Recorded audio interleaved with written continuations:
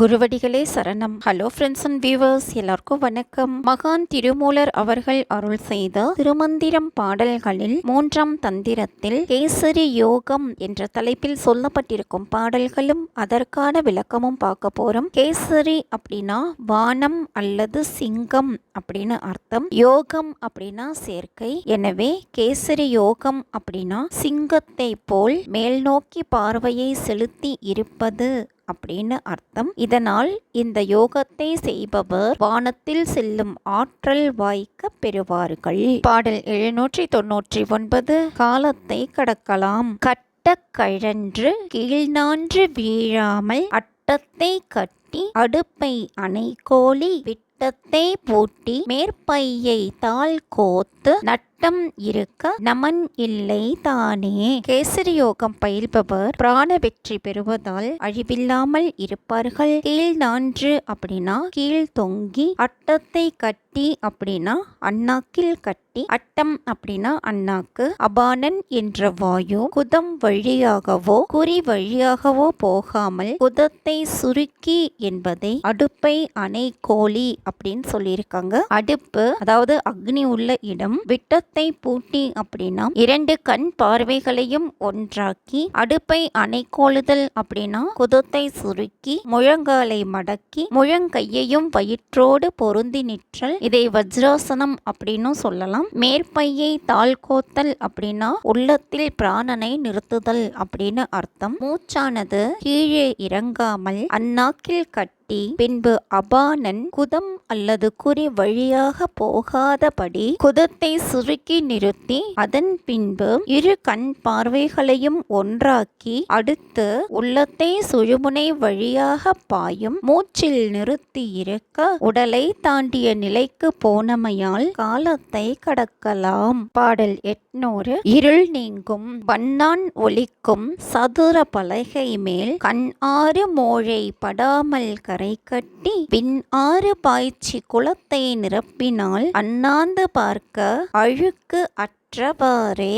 வண்ணான் அப்படின்னா சீவன், சதுர பலகை அப்படின்னா மூளையின் முன்பக்கம், கண் 6 அப்படின்னா கண் பார்வையால் அமையும் ஒளி, மோழை படாமல் அப்படின்னா வீண் ஆகாமல், குளம் அப்படின்னா கபால குகை அதாவது சகஸ்ரதலம், அழுக்காவது அப்படின்னா மலம். ஒரு வண்ணான் அழுக்குள்ள ஆடையை உவர் மண் இட்டு வேக வைத்து கல்லில் துவைத்தமையால் அழுக்கானது ஆடையில் இருந்து நீங்கும். அதே போல ஜீவன் மூலபந்தம் என்ற காரத்தில் தவம் என்ற நாதத்தினால் மோதி வானத்தில் நிலை பெற்ற போது குற்றமான மலம் நீங்கும். இதனோட உட்பொருள் என்ன அப்படின்னா சிரசின் மேல் ஒளியும் பெருகுவதால் சீவனின் குற்றம் நீங்கும் அப்படின்னு அர்த்தம். பாடல் 801. இறப்பில்லாது வாழ வழி.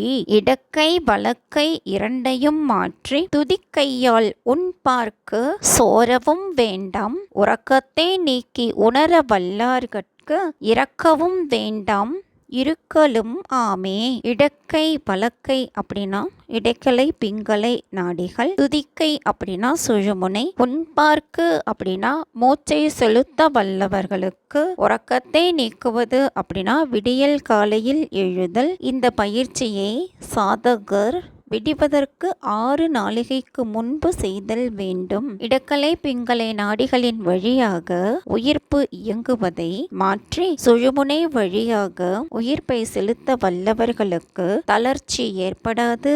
உறங்கும் காலத்தில் விழித்திருந்து பயில வல்லவர்களுக்கு இறப்பு இல்லை, நீண்ட காலம் இருக்கவும் முடியும். பாடல் 802. சுழுமுனை தியானம் செய்பவர்க்கு உண்டாகும் பயன். ஆய்ந்து உரை செய்யில் அமுதம் நின்று ஊரிடும் வாய்ந்து உரை செய்யும் வருகின்ற காலத்த நீந்து உரை செய்யில் நிலா மண்டலம் ஆய் பாய்ந்து உரை செய்தது பாலிக்குமாறே. உரை செய்யும் அப்படின்னா ஒலிக்கும், நிலா மண்டலம் அப்படின்னா சந்திர மண்டலம், பாலிக்குமாறு அப்படின்னா காக்கும் விதம் ஆகும். தமிழ் மறைகளை ஆராய்ந்து உணர்ந்து சொல்ல போனால் சுழுமுனை தியான சாதனையில் அமிழ்து நிலை பெற்று ஊறும். அது அங்கனமாகின்ற போது நன்கு ஒலிக்கும். ஒலித்தலை செய்யின் சந்திர மண்டலமாய் விளங்கி ஒலித்து பாதுகாக்கும் என்பதாம். பாடல் 803. பல ஆண்டுகள் மரணமின்றி வாழலாம், நாவின் நுனியை நடுவே விசிறிடில் சீவனும் அங்கே சிவனும் உறைவிடம், மூவரும் 33 தோன்றுவர், சாவதும் இல்லை சதகோடி ஊனே. இந்த பயிற்சியால் யோகிக்கு எல்லாம் விளக்கமாக தெரியும். நடு அப்படின்னா நடுவான அண்ணாக்கு, விசிறுதல் அப்படின்னா உரசுதல், வீசுதல் அப்படின்னா சொல்லலாம். நாக்கினது நுனியை அண்ணாக்கில் உரசினால் பிரணவ தொனி கேட்கும். 33 அப்படின்னா ருத்ர புவனத்தில் உள்ள உருத்திரர் 11, சூரியர் 12, அஸ்வினி தேவர் 2, வசுக்கள் 8 ஆக 33 தேவர்கள். சதம் அப்படின்னா 100, ஊன் அப்படின்னா உடல். நல்ல ஆசனத்தில் அமர்ந்து நாவின் நுனியை அண்ணாக்கின் மேல் உரசி இருந்தால் சீவனும் சிவனும் அவ்விடத்தில் விளங்கி தோன்றுவார்கள். மூவருடனே 33 அங்கு தோன்றுவார்கள். உடலில் 100 கோடி ஆண்டுகள் மரணம் இல்லாமல் வாழவும் கூடும். இதுதாங்க இந்த பாட்டோட பொருள். மீண்டும் 804வது பாடலில் சந்திக்கலாம். Thank you.